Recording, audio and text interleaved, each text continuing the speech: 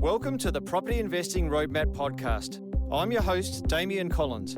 In Season 3, we're answering the questions investors are really asking. Just like a house, a portfolio should be built based on clear and measured plans. Guided by our listeners, this season combines expert analysis. Numbers will tell a story if you know how to read them. With real case studies. We wanted to buy something that was different, not just your house on a big block. To deliver practical insight into property investing. Data doesn't replace judgment, it informs it. What got you here won't get you there. From sustainable portfolio growth and diversification to understanding property data and busting financial myths. Many people don't understand that scaling will only work when the foundations are right. We'll provide a clear roadmap to building long-term income through property. Buying property today looks very different to how it did 10 years ago and even 5 years ago. With sustained price growth and ongoing supply shortages across Australia, the way people enter and navigate the market has fundamentally changed. Preparation takes longer, competition is stronger, and availability is the biggest challenge. Success today isn't about finding the best deal, it's about building a position of strength even before the right property appears. That's where full-service property agencies come in. Momentum Wealth was Perth's original full-service buyers agency, and we're celebrating 20 years this year, and that's 20 years of knowledge, experience, and relationships we have to share with the thousands of clients we've helped on their investment journeys. Today's episode was inspired by questions from listeners looking for guidance on how to navigate the current market, from standing out as a buyer to choosing the right team. And to help unpack this, I've brought in some of the team from Momentum Wealth. We'll walk through the experience of a real client case study that's worked with all our business units and built impressive wealth through property. To kick things off, I'm joined by Caylum Merrick. He's the Manager of Property Strategy and Finance at Momentum Wealth. Caylum, welcome to the show. Thanks, Damian. Good to be here. I want to talk today about a client and their process through the Momentum Wealth journey and how we help them build a property portfolio. So tell us a little bit about the client's background. These clients were living and working in the US at the time. They reached out to us early 2023 and they, in mid-50s, now in terms of what they were looking to achieve, and this is where we start with every client, is we want to understand what their long-term goals are and what it is they're looking to achieve. I mean, we all want to make money in property, but other than that, what other specific considerations were there? So for these guys, they had a 10-year investing horizon that they were looking to go through, and they were also had the requirement of wanting to relocate back to Perth because that's where they were originally from.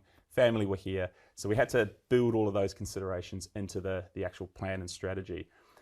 So first it started with looking at their current position, making sure we understood the capacity, their risk appetite, all of that kind of stuff, and then so for these guys, they had properties located in Queensland, so they weren't first-time property investors. So for us, we wanted to understand those properties, what was going to happen in terms of their future growth. Would it help or hinder, in terms of what they were looking to achieve?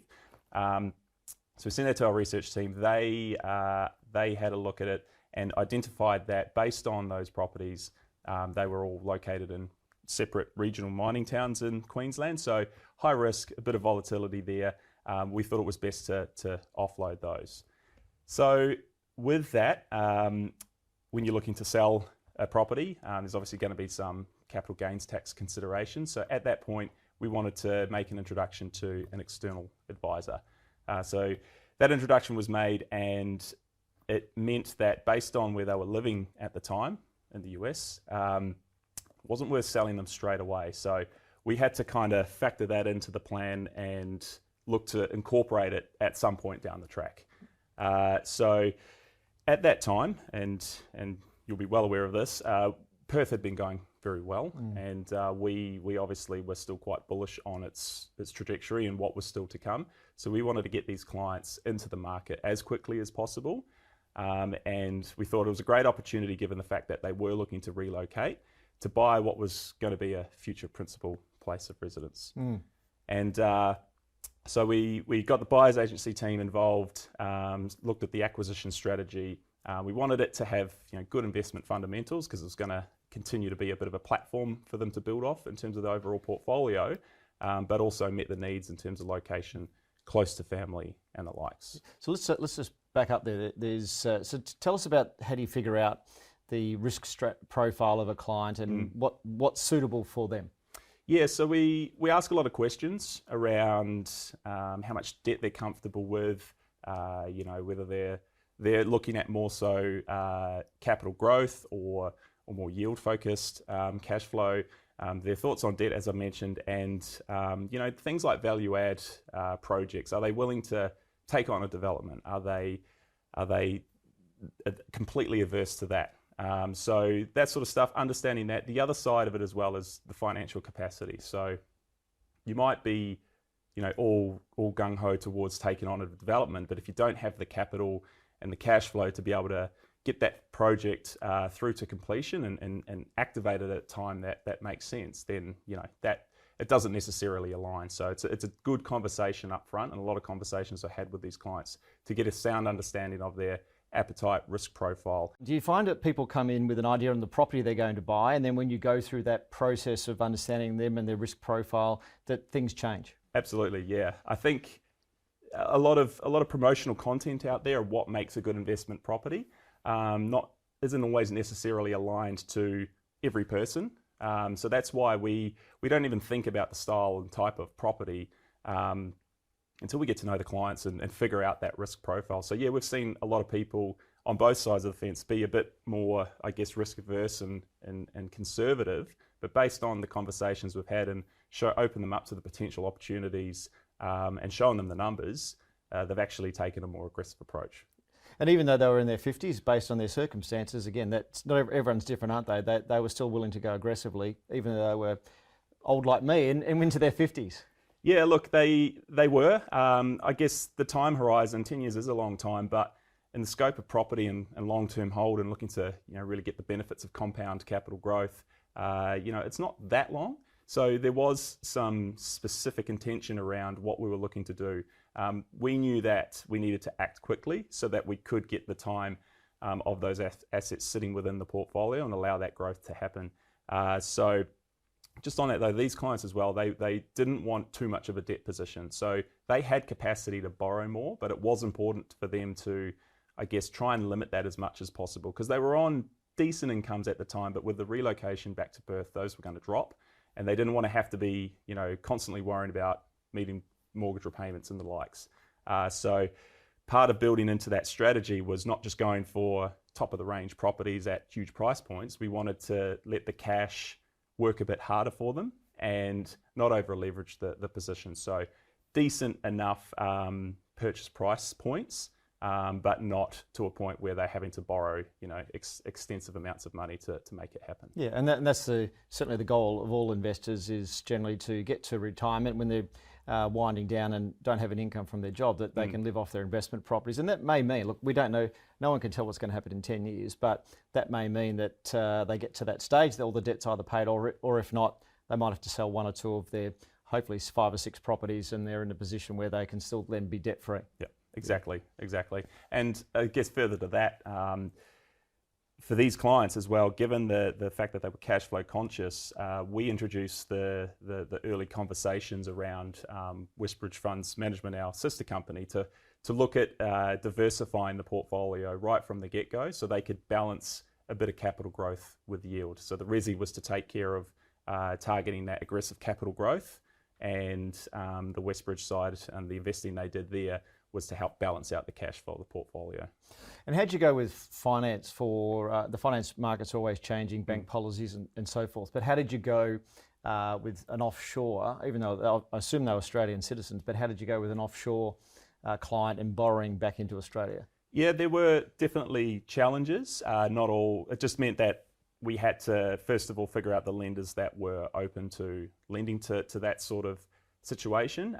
There's still plenty of options available, but yeah, each lender treats it differently. Given the fact that, fortunately, WA is still working on paper-based mortgages, you've got to factor those considerations into it as well. So sending a physical document overseas and getting it back in time to meet your settlement deadlines and the likes. But our mortgage broking team are excellent. They understand the complexity, especially for clients based overseas, and we're able to identify some good lending options for them while they were over in the US. And is there, so basically they could still get loans, Yep. not easily, but choosing the right lenders and going through that process, they'll still able to have a few options at least. Yeah, definitely. And it's just about understanding the landscape up front. You don't want to be submitting applications to a lender that won't accept your income. So that's what a mortgage broker does. A good mortgage broker will understand the lending landscape, understand which lenders have appetite for certain incomes, and also making sure that they'll accept enough of the income, because they'll shade it to a degree based on the currency fluctuations, but making sure there's enough serviceability in there to meet the debt requirements. So there'd be a lot of people listening who aren't necessarily from overseas, but they've got some quirk to their financial situation. They get a lot of bonuses, or they get less salary. They get, maybe they're self-employed and the income's volatile. How does that generally work if you want to borrow? When you go, what's below 80%? I guess is different then to when you get into that mortgage insurance territory, is it? Yeah, definitely. The lenders are looking at two core pillars, I guess. It's your servicing position, so the income, how you're going to pay off the debt and take into account your liabilities. The other side of it is the equity position. So how much risk are they taking? Are they lending quite close to the overall value of the property? But I guess even across the major banks, they're gonna have different policies to one another. So if you approach all of the banks and present the same scenario, you'll probably find that they're all going to lend slightly different amounts to you. And in some cases, some lenders, you'll pass servicing and can get the loan easy. Others, it's a no.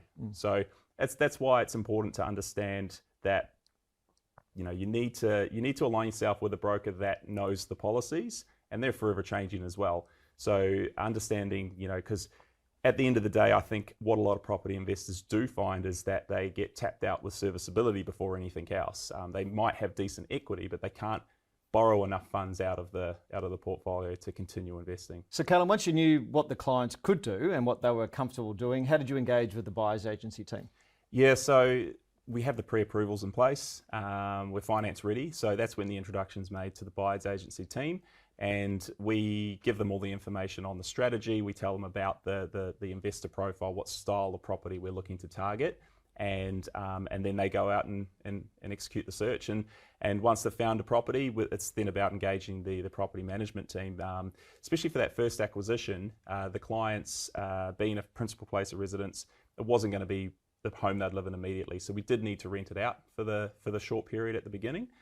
So there was a few cosmetic renovations that we were undertaking just to maximise that yield while it was an investment, and the property management team handle all of that. So clients aren't even in the country, and we're able to basically identify the property, get it acquired, and get it market ready, and get a tenant in there and generate income.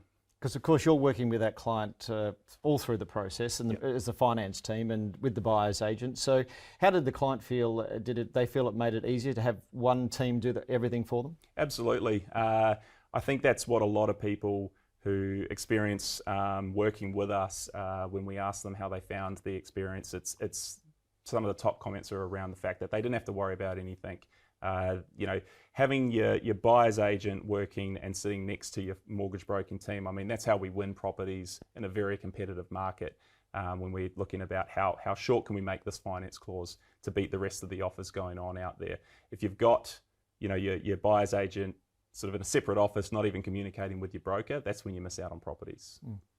And from all that work you did with the finance team and the strategy team, where did they come up with in terms of how many properties they were going to target in the short term, and did they have any longer term or medium to longer term goals? Yeah, it was about understanding. It was a bit of a balance between the client's risk tolerance and profile. They did have some specific numbers they were looking to achieve, even though they hadn't really thought too much about it. The target number at the beginning of the strategy was, when all is said and done, once they've got their assets, they wanted them to generate about 100K per annum in passive income. So we established that based on the debt levels they were comfortable with and the capacity as well, that a total of 4 properties all up, so the principal place of residence and another 3 investment properties, and the decision on how we acquired those properties and the entities and the structures that were set up that was taken into consideration as well. So getting involved those external advisors who we work closely with, because there's tax considerations, all of that stuff that you need to make sure is complementing the acquisition strategy of it. So they ended up with 4 properties in the resi space, and they did some more investing, like I said, with the Westbridge side. So they've far exceeded their original expectations already, and they've still got plenty of years left for the portfolio to continue growing. And just want to explain the importance of working with that external advisor. Obviously, we know some great accountants and financial planners, but just how important that was that you sent them to get the advice. Obviously, the client's technically should do that themselves, but we're there to help. How did you just tell me that process and how important that became in their overall strategy? Yeah, it's critical because I guess before we even really put pen to paper, we sought the advice from the accountant first and foremost. When you're looking to sell some existing properties and roll some of that capital and free up cash flow into a better market, there's other considerations than just what's the growth and what we're going to achieve. So there was some back and forth in the early days, and even when they relocated back, we got together with the accountant and the financial planner and basically undertook a bit of a plan to allocate the funds the clients had to specific avenues. So a self-managed super fund was part of the whole journey as well, which they bought a property in that, and they also continued investing, because speaking a bit off the topic of property at the moment, I mean, we're always all for diversification as well, and the clients obviously working for so long over in the US didn't really have much established by way of super. So we wanted to allocate capital smartly, and we understand that it's not just has to all go into property. It's got to be a balanced approach. So we work very well with those external advisors and set the clients up for, like I said, already great results, which we'll talk about in a bit. But yeah, it's definitely important to get that done early rather than try and seek the advice after you've already made a few acquisitions and found that you've done it in the wrong entity or the likes. Great advice, Caylum, and a great way to kick off the show. Thanks for being here. No worries. Thank you, Damian. The next stage of the client's journey, of course, was buying the properties. And today I'm joined by Luke Jones. He's a buyer's agent at Momentum Wealth. Welcome to the show, Luke. Thank you, Damian. Appreciate it. Before we get into the client purchases that you're involved with, some people out there have heard of them, but there's still some people who maybe don't quite understand what a buyer's agent does. First of all, I gather you get a brief from the finance and strategy team as to what the client's looking for and how much they can afford to pay for a property. And then what's the next stage? How do you there's even in the shortage market, which is a lot around Australia at the moment, where we've got a shortage of stock. How do you then narrow that field down from even the 1,000 or 2,000 or 3,000 new ones that come on each week to something that might be suitable for them? Yeah, it all depends on the client's risk appetite and that strategy that we mentioned. So we identify high growth areas as a company. We've got a lot of tools and systems that we use to identify those areas. And out of Perth, gosh, there's 300 plus suburbs, and we're probably only buying in a third or less in those areas. So identifying areas that are great for owner-occupiers, not too many investors in the area, not too many rentals, a lot of factors. Yeah. So we'll get into how we acquire properties off market in a little while, but I want to start with on market. So whether it's Perth, Melbourne, or wherever else, we narrow down those suburbs, and it's not a lot of suburbs we're buying in. We filter out to the best suburbs we think for the best returns over the long term. But then once you've got down to those suburbs, you've got the client's brief, you know how much they can afford, the yields that they're really looking for. How do you then narrow down from the thousands of properties that still might be available in that space, and even if it's hundreds, how do you then narrow down to the top 5 or 6 that's worth looking at for them?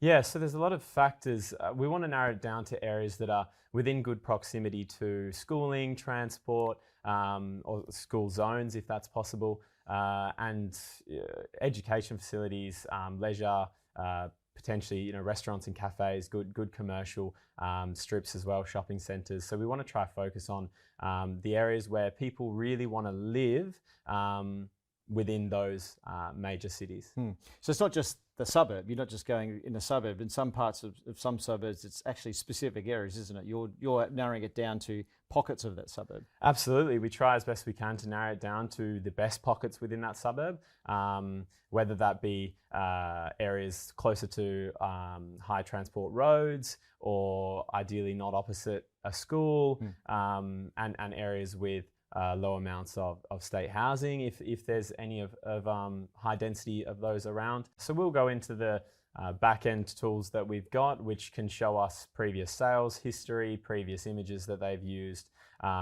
which gives us a really good idea of if there's any red flags to do with the property before inspecting, and that will really help us narrow down what assets to go view on the weekend so that we're not wasting any time. As you know, the market is rising and rising, so it's very important to pick the right asset early. Let's talk about this specific client, and they've bought 4 properties through us. Yes. So do you want to just kick us off with the first one we helped them acquire? But just tell us a bit about that property and why it suited their particular strategy. Yeah. So the first one was in an area within 30 kilometres of a major city, and that purchase, they needed to get their toes into the market. So we didn't want to buy anything that was too bullish of a play in terms of adding value. We wanted to make sure that the property was in rentable condition. We wanted to make sure it's in a family-oriented area, and that's what we found. We found a 4x2 asset. It was on a periodical lease, and the tenants were happy to stay on. And eventually, the clients came to Australia and moved into that property, so it suited them perfectly, and the yield was comfortable as well. And it was a really affordable entry price for them to dip their toes into the market and have a bit of faith and trust in the company first. And I think it's important to mention there, even if you've got a pretty aggressive strategy to buy lots of properties, what you don't want to do is see a client, go aggressively into something that's development potential, and if they haven't invested in a particular market before, and then it all blows up, and it's not the ideal outcome. So it's important, if you've got a bigger strategy, that you don't necessarily have to be aggressive on your first property, do you? Absolutely, no, you don't need to be too aggressive. And for these clients, the area suited well for a long-term hold, and finding a family home that's going to get a great rental amount in a stock where there's not many rentals available was the perfect scenario. So tell me about the second property. Tell me a little bit about that one. The second home, we were a lot more eager to add value to that home. The clients were comfortable with us as a company. They knew that our residential asset manager could handle renovation works for them on their behalf, and maintenance items prior to getting that property leased. So we targeted an asset. We actually found this one off market through an agent that we know very well, and they enjoy dealing with us because they like the fact that we're buyers agents that have clients ready, they're pre-approved, and they know that we understand the contracts and the terms. So we managed to get a property north of the first one, so a little bit of a different area. Again, within this one was about 20 kilometres of the city, and that property needed floors, paint, a little bit of roof maintenance, gutters, carpets in the bedrooms, and a little bit of a yard cleanup as well, and some cleaning around the house. So that property we purchased, we settled on it, and our residential asset manager got started straight away with those. And then within, I believe, a month and a half to 2 months, we got that rented out. So the property management team at Momentum Wealth was able to take care of all those value-add items, were they? Absolutely, yeah. They organised trades that we know and trust and use all the time, and they, smashed it. They got it done very quickly. Now let's focus on off-market. That was an off-market purchase, and I understand that Momentum Wealth, more than half their purchases are generally off-market. So people go, well, why would an agent sell off-market, and why do you get access to those opportunities that maybe the regular person doesn't get access to? There's a lot of reasons why, and it really depends on the seller as well as the agent, but majority of the time it's the seller's circumstance. So this seller didn't want to advertise the property. They didn't want anyone through the house. But other scenarios, it could mean a long rent back for the seller. They might request that, and the agent doesn't want to go to the market. Sometimes it's a genuine off-market where they're only willing to sell off-market, and typically there's not many other people that find out except for us, or potentially a few buyers agents in the space that know the agent as well. So a lot less competition a lot of the time, and also we can write the contracts a bit more aggressively as well because of that. Yeah, I think it's that flexibility, particularly for investors. If you're an agent, as a selling agent, and you've got a property that's got 12-month lease on it, we pretty much wiped out 75% of your buyers who are owner-occupiers. So that flexibility and being able to do seller leasebacks in a hot market, a lot of people are scared of selling because they might not find something else. If you offer people 3-6 months lease back, that gives them more comfort to sell, doesn't it? Yeah, absolutely. It's a great scenario for everyone. It's a win-win, really. So let's get on to the third property. Tell me about that one. The third one was a property that we purchased. It was off the back of that previous one. It was also off market, again, through an agent that we know that we bought off multiple times. The property had development potential. So this one had a split zoning in a local council area that we knew the split zoning was possible to work around. The house was already rented to a long-term tenant. It needed a bit of maintenance work, which the team got done after settlement. And we managed to renegotiate the lease to a higher rental amount, which was perfect, and the tenant was happy to stay on. So I believe it went from 700 to 780 really quickly, and the clients were very happy with the yield from there. And also the growth was very quick on this one because of that development potential. The fourth one was the most recent purchase towards 2025, in the start of 2025, and that property was a bit more comfortable for the buyers and the clients because they grew up near the area, so they felt a little bit more at home. It could be potentially one of the ones that they want to move into in the future, but for now that one actually was on market. We had to compete with multiple offers. It was a 3x1 with a nice workshop that potentially you could convert into a granny flat one day, so it was more of a full block potential with an additional 2x1 that you might be able to work around. So what was the journey of that? The client, was it 4 properties over about a 2-year period, was it? 4 properties over 2.5 years, and they've just tracked 1.3 million plus in capital growth off those 4. Yeah, I imagine they're pretty happy with that. Absolutely. I would be too. I would be definitely happy with that. So, so thanks, Luke. That was great. And just then, where did they get to then after that? They got to the 4th property, but then I think they started looking at commercial opportunities, did they?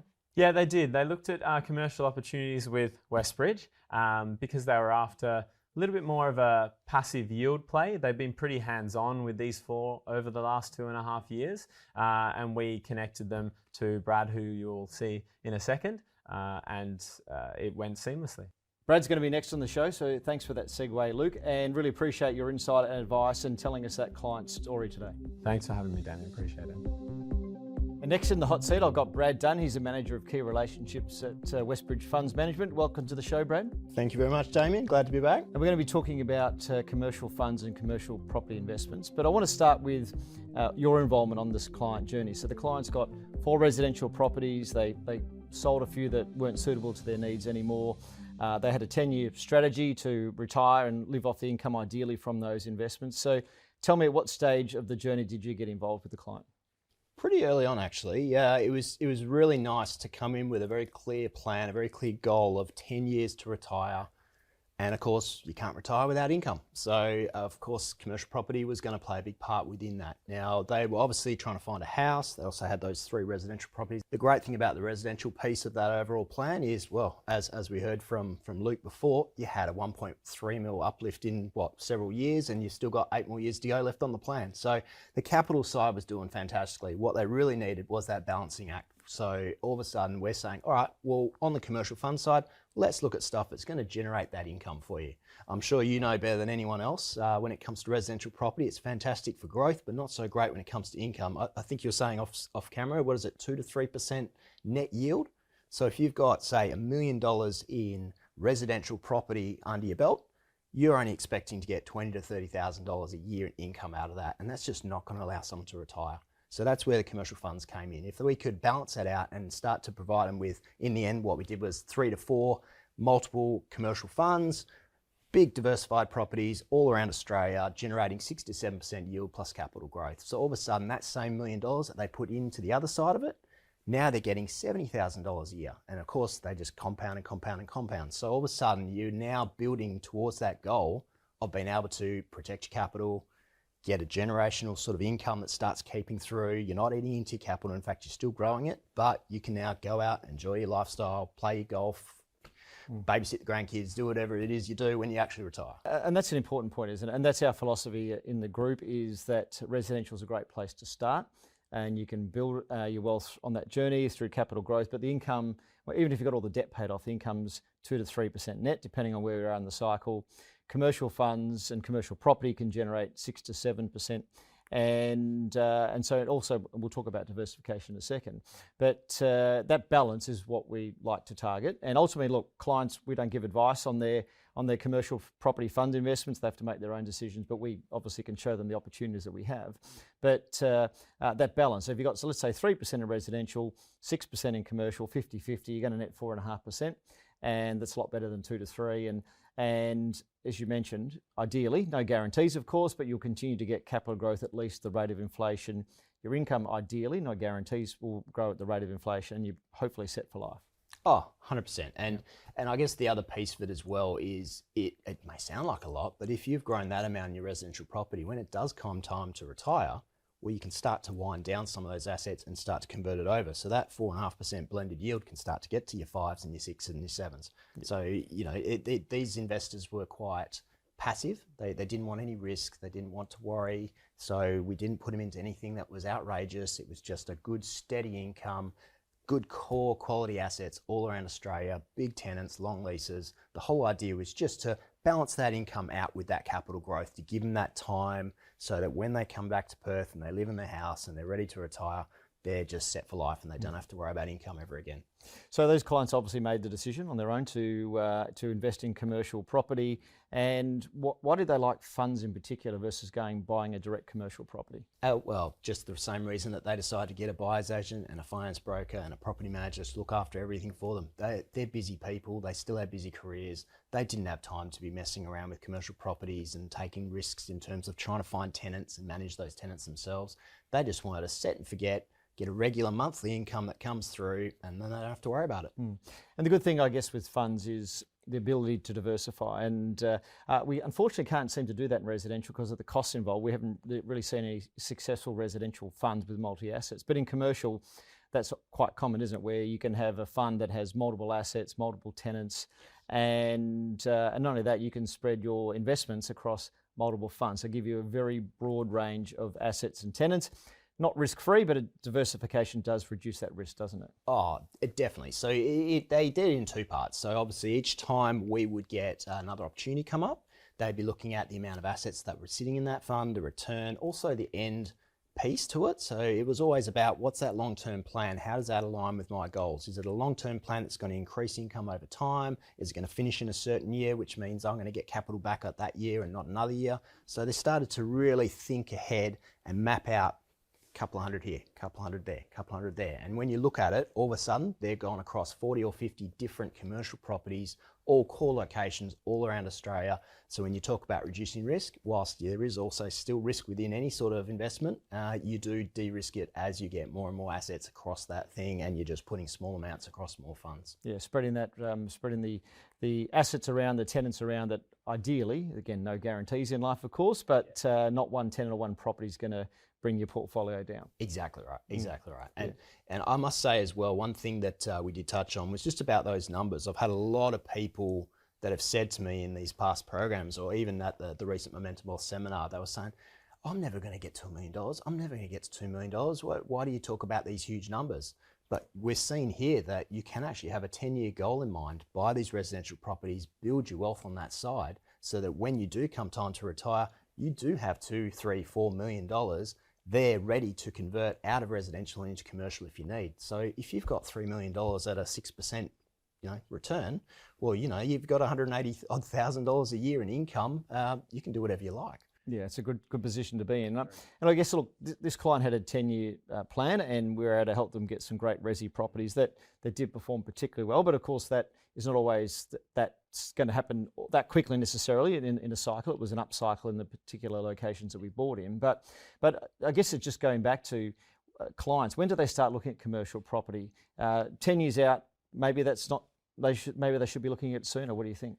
I think once they've got a good core balance of assets sitting within their portfolio, then that's when they should start looking, regardless of time. Obviously, the earlier the better. We have a lot of investors that have just started well and truly earlier. You got teachers and doctors and just your everyday people that have done extremely well, just because it's all about time in the market rather than timing the market. Yeah, and I think that's an important thing for the people listening. Before you're getting into commercial property, which we think is a good idea generally to balance out a portfolio, you've got to make your own decisions, of course, going into funds, but start to get some education, understanding about it before you just jump straight in, because it's not risk-free, and even when you spread the risk around multiple funds, multiple assets, there is, look at the office market, for example, around Australia.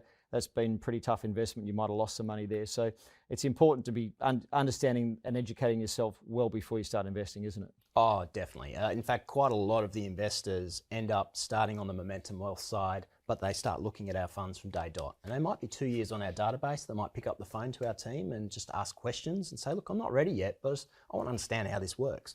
We're all for that, because the more educated they become, the better they're going to be when they make that decision. Brad, anything else you'd like to add? What else in that client's journey?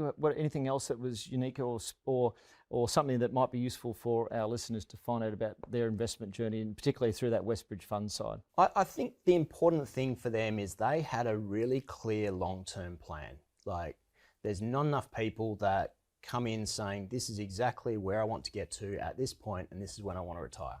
There's people that come in, they look at an opportunity and they see a return and they go, great, I'm going to jump on it. But there's no plan around when they're going to finish it, when they're going to get that capital gains back. If you're going across multiple funds and you've got multiple residential assets and you've got other portfolio things that have got nothing to do with our side, just to get a balanced portfolio, you need to understand that they're going to finish on certain years. You finish them all in the same year, you're going to get absolutely hammered on capital gains. So the fact that these guys really were clear around what they wanted, how it balanced in with their overall portfolio, I thought it was very smart. Brad, thanks for rounding out this episode. Appreciate your great insights and knowledge, and appreciate your time on the show. Thanks for having me as always. While we brought different team members in to unpack the case study for a full service agency, it's important to note that communication between all business units is always happening throughout the whole process. So the entire team is aware of where the client is and how they can use their expertise at any stage. Looking at the state of play at the moment and talking through this client's journey really reinforces that having a full service agency on your side shouldn't be seen as a cost but as leverage. Whether you're buying your first home, upgrading or investing, this episode reveals why property success is rarely about luck and almost always about having the right team from the start. Thanks for tuning in. If you're enjoying the podcast, please take a moment to rate us to help others discover the show.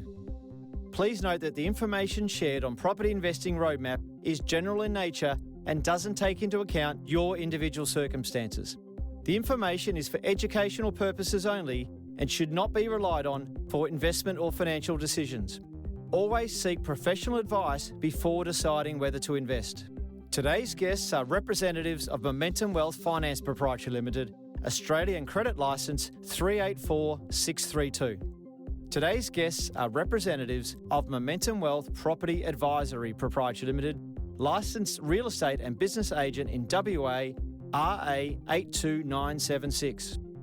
Today's guests are representatives of Momentum Wealth Property Proprietary Limited, trading as Momentum Wealth Residential Property, Licensed Real Estate Agent and Business Agent in WA, RA 53788. Always read the PDS, TMD or Information Memorandum when considering financial products. Past performance is not a reliable indicator of future performance.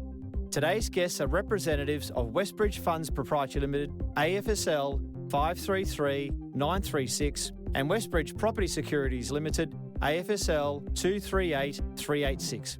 Please refer to the terms and conditions at westbridgefunds.com.au.